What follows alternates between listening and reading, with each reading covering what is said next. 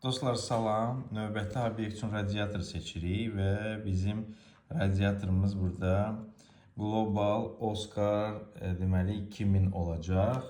Onun göstəricilərinə baxıram. Və bu həmişə məndə var idi şablon, amma burada bir məsələyə rast gəldim. Alt qoşulmanı görürsünüz də. Burada bir neçə qoşulma növü var və alt qoşulma üçün nə tövsiyə olunur? Rusca oxuyacağım bunu.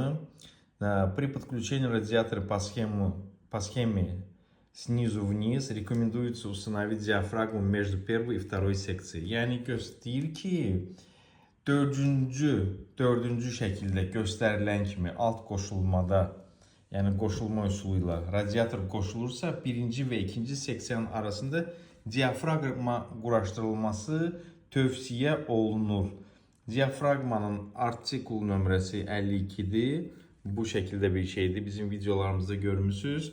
Və bu neynir? Bu alt qoşulan radiatoru çarpaz eləyir. Burada nəsə var.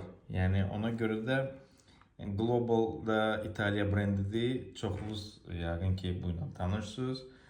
Və buradan belə qənaətə gəlmək olar ki, Global radiatoru çarpaz qoşulma olaraq tövsiyə edir qoşulmağını. Mən burada çox şey var. Deməli, рисунок при подключении по диагонали, oxuyuram. При подключении по диагонали рисунок 2. Yəni diagonal qoşulan çarpaz sənəd istəyirdiniz.